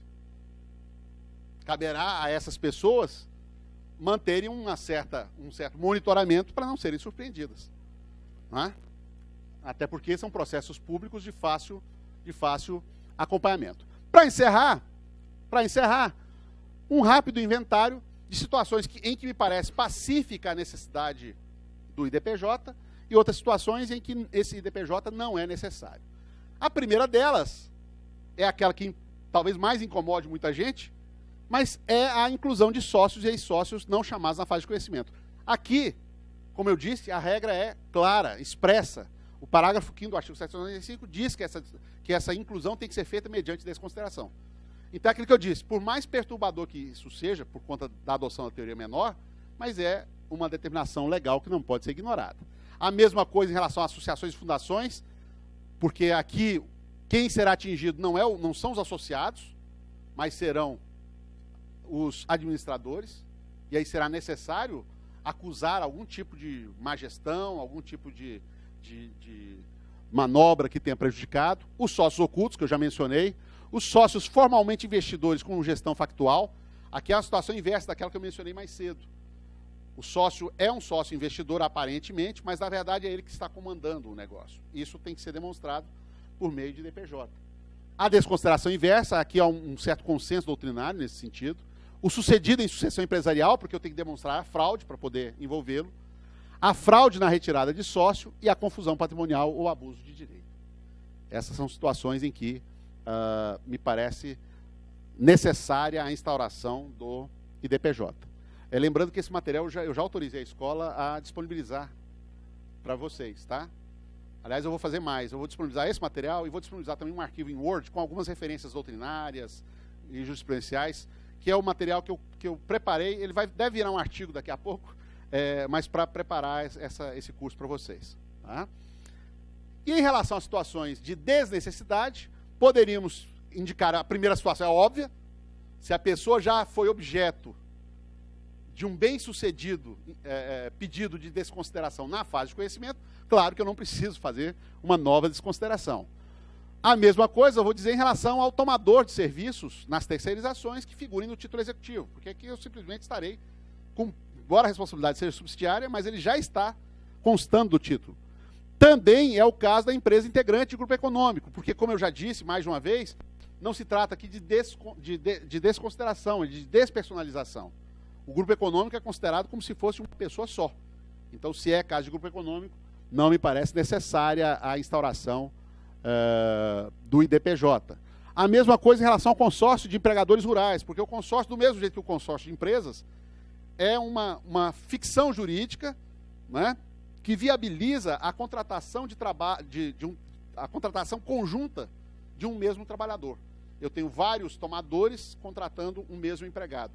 Né? Todos eles são, ainda que vá figurar apenas um como empregador formal, mas todos eles são solidariamente responsáveis. As empresas resultantes ou remanescentes de alteração contratual, aqueles casos de fusão, cisão, incorporação, que são nada mais, nada menos que situações de sucessão empresarial, e também, por razões óbvias, as sociedades irregulares ou de fato. Porque se elas são irregulares ou de fato, significa que elas não são sociedades. Elas não são propriamente pessoas jurídicas. E por isso não faz sentido elas terem a proteção jurídica relativa à necessidade de instauração do IDPJ. Em relação ao direito temporal, me parece uma questão muito simples, se resolve também pela ótica do artigo 14 do CPC, e evidentemente, então, que todas as inclusões de sócios nas relações processuais executivas só podem observar o ritual do CPC e da CLT, né, desde que deferida ou determinada essa instauração a partir da vigência da reforma. Aqueles casos que já haviam sido instaurados, evidentemente que vão seguir o regime anômico e caótico que nós tínhamos antes. né? Porque a lei não retroage para invalidar atos praticados no momento em que não havia efetivamente uma legislação processual mais clara. Haverá talvez aí uma situação de limbo intertemporal para ser discutido naqueles incidentes instaurados a partir da vigência do novo CPC. Porque aqui, por força da sinalização do TST, que não tem caráter vinculante, mas isso pode ensejar a discussão de que o juiz que teimou em não instaurar o incidente antes da vigência da reforma trabalhista, ele poderá ter essa decisão questionada e o tribunal ou o próprio TST eventualmente anular todos os atos, entendendo que seria o caso de aplicar um regramento já disponível naquele momento. Né? Basicamente, era isso que eu tinha para trabalhar com os senhores. Eu deixo aí essa mensagem, que fui relator alguns dias atrás, dizendo, né, procurando resumir aqui o que eu procurei colocar para vocês em relação à postura necessária que devemos ter em relação aos dispositivos da nova da reforma trabalhista. Né? E acho que o fundamental, alguém até colocou isso aqui em alguma pergunta, em algum momento, eu acho que o fundamental está ali mais ou menos no meio, né? Que a lei 13.467, ela vale independente dos desejos do intérprete, somos nós, independente dos desejos do legislador. Né? Porque quem lê a exposição de motivos do relatório que deu origem à lei, consegue perceber com muita tranquilidade e quase total transparência quais foram os propósitos. Porque houve um sincericídio em muitos momentos, né, de quais eram as razões pelas quais aquelas disposições foram criadas. Mas o fato de haver uma explicação genética para a disposição não quer dizer que tenhamos que aplicar o texto além daquilo que ele contém. E é isso que eu procurei mostrar, esperando que tenha sido produtiva essa jornada, né? E fico à disposição dos senhores para algum questionamento, alguma indagação, alguma curiosidade que possam querer apresentar. Muito obrigado.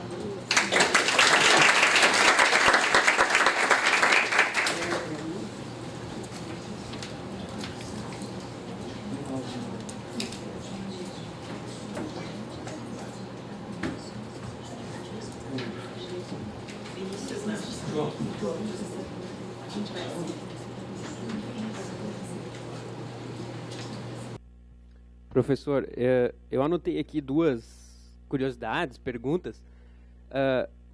A primeira delas é referente à responsabilização do sócio retirante. Tá? O artigo ele fala da responsabilidade do sócio retirante pelo período em que foi sócio. No âmbito aqui do nosso tribunal, nós temos uma orientação jurisprudencial da SEX, que é a Seção Especializada em Execução, isso, que estabelece até um critério matemático desse período, que divide o valor total da execução pelos meses trabalhados e multiplica pelo período em que aquele determinado sócio retirante permaneceu na sociedade para delimitar essa responsabilização. Na sua opinião, qual é o futuro da OJ 48, se ela se mantém ou não? Essa é a primeira pergunta. A segunda, o senhor até já tratou sobre a despersonalização no caso do grupo econômico, mas tendo em vista o que hoje diz o artigo 878, eu faço uma pergunta até que a gente tem enfrentado. Assim. Em alguns processos é latente a existência do grupo econômico. A gente consegue perceber, quando, né, principalmente naqueles que a gente não encontra bens e tal, em uma determinada diligência oficial de justiça, a gente percebe por trás ali um grupo econômico. À vista disso, o juiz pode fazer a decretação de ofício mesmo com a atual redação do 878, ou isso limita a atuação do juiz? Vou começar pelo fim, porque a resposta para mim é mais simples. Para mim, pode não ser. Vejam bem, acho que uma coisa muito importante a desmistificar na mudança do artigo 878 é que ele trata de um aspecto bem específico, que é a instauração da execução. Não faz sentido, com todo respeito a quem pensa em contrário, imaginar que a execução trabalhista passe a depender, a partir de agora, para cada passo, para cada etapa, de um requerimento da parte. A parte B requer a instauração da execução, requer a liquidação, requer que o juiz abra vista para a parte contrária, requer que o juiz mande para a contadoria opinar sobre a impugnação, requer que o juiz julgue a impugnação, que ele mande expedir o mandado de penhora. Não me parece haver nenhum sentido nisso. O juiz não perdeu o direito de impulsionar a execução.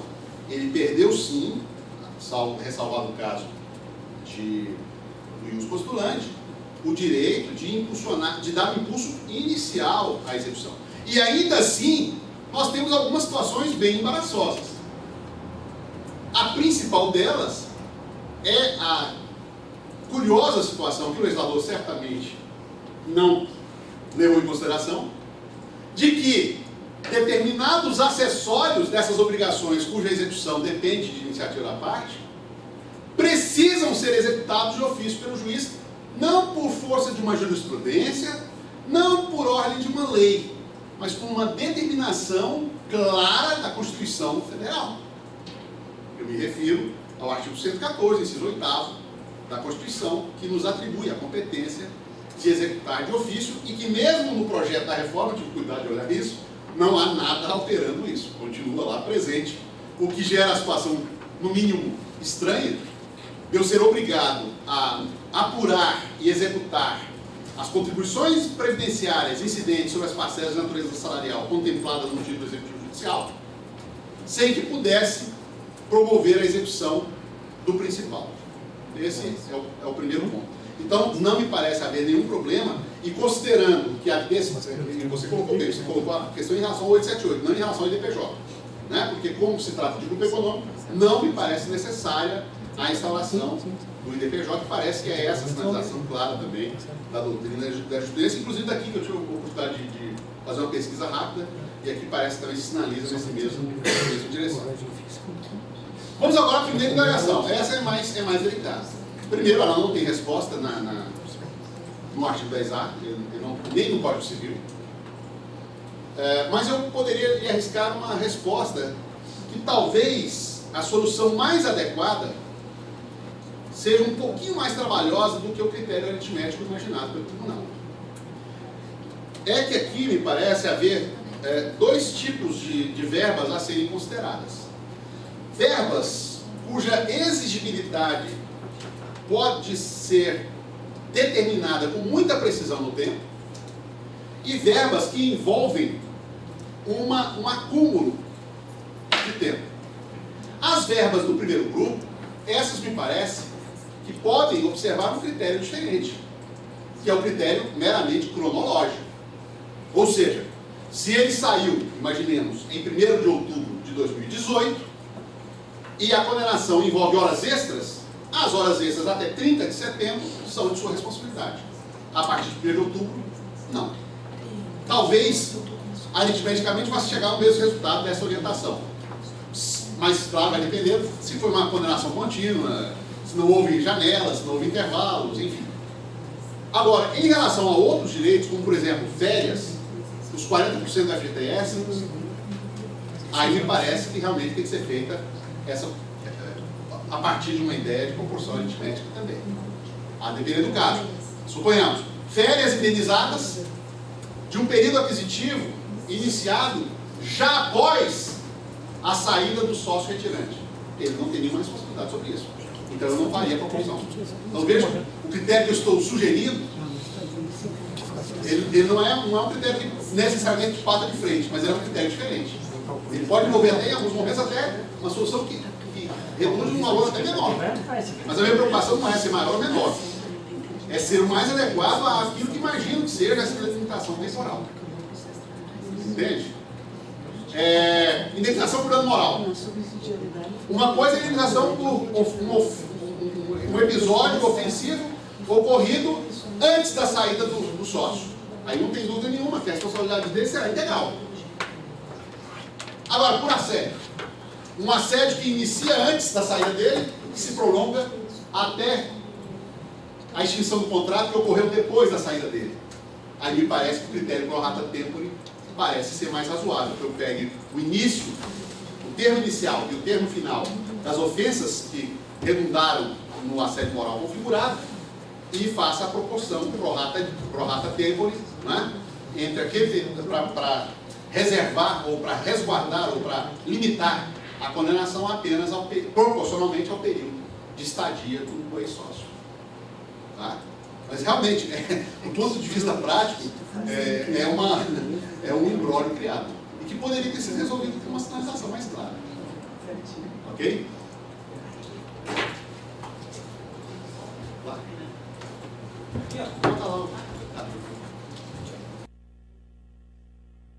Olá, Marco, meu nome. É uma dúvida relacionada com as matérias de defesa arguíveis no IDPJ na fase de execução. Com relação a esse IDPJ na fase de execução, ainda que o sócio não tenha sido pessoalmente incluído no polo passivo na fase de conhecimento, ele pode vir a ser chamado a responder patrimonialmente pela dívida reconhecida no título executivo. Com relação àquele que já era sócio ao tempo da propositura da demanda, é presumível o seu conhecimento acerca da situação da empresa no momento da notificação inicial recebida. Aquela situação que foi comentada aqui, que o sócio ele tem conhecimento do que acontece na empresa, né? Portanto, presume-se que ele tenha, de alguma forma, ainda que indiretamente, participado da formação do título executivo através da atuação processual da empresa, da qual ele já era sócio desde o início da demanda, certo? Então, como se ficaria, de outro lado, a situação do sócio retirante que saiu da sociedade antes da propositura da reclamação trabalhista, ajuizada já com observância do prazo de 2 anos após a averbação da sua saída, e que só veio tomar conhecimento da ação quando da sua inclusão na fase de execução?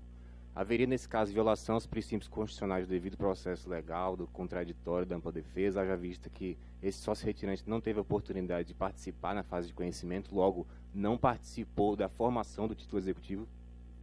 Bom, na verdade, não sei se eu bem captei, mas me pareceram 2 perguntas diferentes. Primeiro, em relação à matéria de embargos. A única matéria que fica privada para a futura discussão em embargos, né, será a matéria concernente à inclusão. Do mesmo jeito que no IDPJ eu não posso querer discutir cálculo. Porque o propósito do incidente é um só. Só para complementar. No caso do problema aqui é em relação às matérias de direito material. Defesa do direito material. Mas veja, vamos separar. Se o IDPJ é na fase de conhecimento, a pessoa vai ser chamada já no início, então ela vai poder apresentar defesa junto ou em separado em relação ao empregador. Aí não tem nenhum problema. Em relação à matéria de defesa do IDPJ na fase de execução, ele não pode, de novo vou dizer, ele não pode querer aventar, ressuscitar discussões próprias da fase de conhecimento. Porque a ideia aqui é uma ideia de responsabilidade patrimonial. E não uma ideia de uma espécie de ficção de que ele tivesse sido considerado como empregador para todos os efeitos. Não. Ele entra como... Ele é visto como... Eu não quero a pessoa dele. A pessoa dele é apenas um mal necessário para eu poder chegar ao que me interessa. Na execução, que é o patrimônio dessa pessoa. Né? Então, a matéria discutida no processo de conhecimento não pode ser revolvida, evidentemente, na fase de liquidação ou execução, mesmo que por conta do IDPJ. Né? Imagine que a empresa tivesse sido rebelde e ele quisesse então contestar a reclamação, não pode. Como eu disse, o propósito do IDPJ é um só. É dar ao credor a oportunidade de demonstrar que aquela pessoa deve ser incluída e aquela pessoa a oportunidade de convencer o juiz de que ela não pode ser incluída. É só isso. É saber se ela pode ou não participar da relação processual executiva. Mais nada. Consequentemente, isso não tem nenhuma consequência sobre outras situações vivenciadas no processo, se houve uma defesa bem feita ou mal feita, se a instrução foi boa ou foi ruim, se a decisão foi bem proferida ou foi mal proferida e a empresa não teve dinheiro para fazer o depósito recursado e por isso não resolveu. Isso são situações que são sepultadas pela preclusão máxima que representa a coisa julgada. Que, nesse caso, inibe, apesar de ele não ter participado da relação processual. Porque aqui ele não está entrando, insisto, para discutir direito. Ele está entrando simplesmente porque há um conjunto de regras que estabelecem a possibilidade de que um terceiro, que não participou da relação processual na fase de conhecimento, possa ser chamado a responder pela execução. Né? É aquela diferença que os autores gostam de fazer entre débito e responsabilidade. Ele, a rigor, não é devedor, porque ele não é empregador. Ele é responsável, ele responde, embora não fosse o obrigado original. Pode-se dizer que, considerando aquele prazo de 2 anos após a saída da sociedade, esse sócio ainda assim, mesmo saindo da empresa, ele teria que ficar 2 anos cuidando do que acontece na empresa. Sim, como eu procurei mostrar, o dispositivo do CPC é extremamente claro. Não é que ele tem que ficar 2 anos esperando para ver se ele recebe alguma coisa, não é isso. É se há alguma ação proposta contra a empresa. E se houver, o ideal, tecnicamente falando, é ele monitorar e, se aparecer notícia, o que ele pode fazer? Se ele tem a preocupação de ter prejuízo na frente, ele pode requerer, por exemplo, o ingresso dele como assistente de consorcial, ou assistente simples, que seja, que eu não posso considerar como parte ainda, mas como assistente simples, porque evidentemente que ele terá todo o interesse, né, em defender os interesses do empregador, ainda que seja uma empresa da qual ele tenha saído brigado, de uma forma um tanto quanto tumultuada, não pouco importa. Então ele pode acompanhar o processo. E como nesse caso eu não estou criando uma relação processual distante do diâmetro de atuação da Justiça do Trabalho, me parece absolutamente possível admitir. Talvez até assistamos isso com mais frequência, né? Se houver uma proliferação, que eu acho que vai haver, da desconsideração envolvendo essas situações de sócios retirantes, pela facilidade que a nova configuração do artigo 10A trouxe para os credores. Boa tarde, Luciano de novo Passo Fundo. A respeito do IDPJ, trata-se de fato de responsabilidade patrimonial e a utilidade dele é nesse aspecto. Por isso que eu vejo assim que isso aí é pertinente na fase de execução. Até porque o 792 lá manda retroagir lá na data da citação do devedor principal. A minha pergunta é, em relação à coisa julgada, digamos que o autor já na inicial coloca a empresa e quer a responsabilidade dos sócios. E porventura não demonstra sequer a teoria mínima, menor, de não haver insolvência da empresa para ter esse temor de responsabilizar o sócio. E se julgue improcedente essa desconsideração. Há coisa julgada na execução de modo a eu impedir que se renove a desconsideração na execução? Essa é uma outra questão delicada que poderia ter abordado e acho ótima a sua pergunta. Não sei se teria uma resposta exata ou muito convicta a dar, mas é uma preocupação que tenho tido. Eu sempre debruço sobre esse tema. Eu lhe responderia de 2 modos. Primeiro, se salta aos olhos na petição inicial essa impropriedade que você destaca, o caso não me parece ser de improcedência. Né? O caso seria de legitimidade passiva. Porque eu não teria uma situação objetiva, já narrada, né? No sentido de envolver aquele terceiro, quando a própria parte está dizendo que não tem nada de errado, por hora, na empresa. Então aí não haveria maiores consequências, seria dada a extinção do processo sem resolução do mérito, e nós teríamos encontro marcado mais adiante, a depender das circunstâncias. A situação é mais complexa e mais delicada na segunda hipótese, em que a parte alegue alguma circunstância que ensejaria a desconsideração, e aí eu não tenho como driblar pelo viés das condições da ação, e o juiz então vai ter que julgar o mérito. Mas aqui é preciso que nós pensemos o seguinte: a relação do sócio com a empresa é uma relação jurídica continuativa. Então, eu não posso, evidentemente, reavivar fatos que poderiam ter sido alegados no momento em que o processo de conhecimento começou. Porque haverá o acobertamento dessa matéria pela coisa julgada. Porque, como eu gosto sempre de lembrar, existe uma regra muito interessante e eu diria até didática, que define a coisa julgada, que é o artigo 508, né, do CPC, que é o antigo 474. Que é uma ficção que o legislador estabelece, mas é uma ficção imprescindível para que a coisa julgada seja coisa julgada. Quando ele diz lá, né, que passada em julgado a sentença de mérito, consideram-se alegadas e rejeitadas todas as matérias que as partes poderiam ter cogitado. Então, eu não tenho dúvida nenhuma que se ele se aventurou indevidamente num pedido de desconsideração, o julgamento será de mérito, será de improcedência. Mas também não tenho dúvida nenhuma que ele poderá voltar à carga, a despeito da coisa julgada formada, por um fato superveniente. Por exemplo, ele alegou uma manobra. Mas agora a questão não é uma manobra, é um definhamento patrimonial. A empresa está totalmente sem bens. Não me parece haver uma coisa julgada a constrangê-lo a não mais enveredar contra aquela pessoa. Porque eu estou lidando com uma pretensão reiterada, mas por um fato absolutamente novo. E não contemporâneo, porque se fosse contemporâneo cairia na preclusão máxima da coisa julgada. Mas um fato novo superveniente. E aí me parece que essa improcedência não impediria uma eventual tentativa de reinclusão daquela pessoa vitoriosa na fase de conhecimento.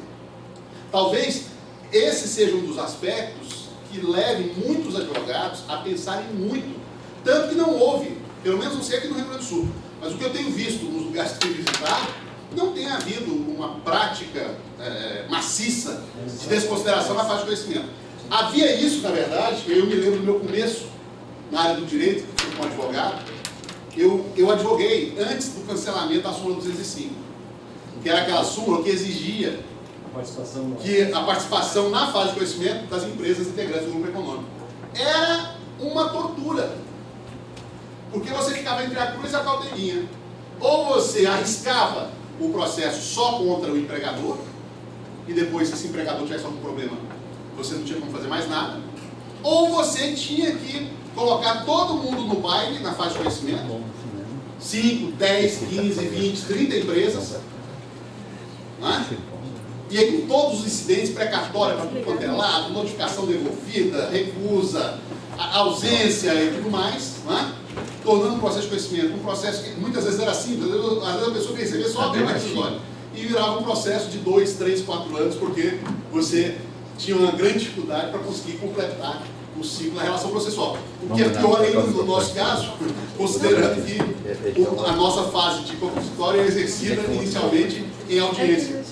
Então, se houvesse qualquer incidente, uma doença, um problema de força maior, com um dos entes consortes que já tinha sido citado regularmente, depois que você achava que estava tudo resolvido, o processo tinha que ser suspenso, marcada a audiência, tanto que era muito comum, às vezes, desistências parciais e tudo mais. Então, eu tenho a impressão que esse clima de possibilidades de tumulto talvez desanimem os advogados, na minha visão, a se valerem com mais frequência desse tipo. Apesar da facilidade que ele dá para a execução mais adiante. Mais alguém? Acho que podemos parar então? Pessoal, vamos fazer um intervalo até 4h15. A única recomendação que a escola pediu que eu passasse é que o relator do grupo da manhã não está sem o microfone. Da tarde. Não está funcionando?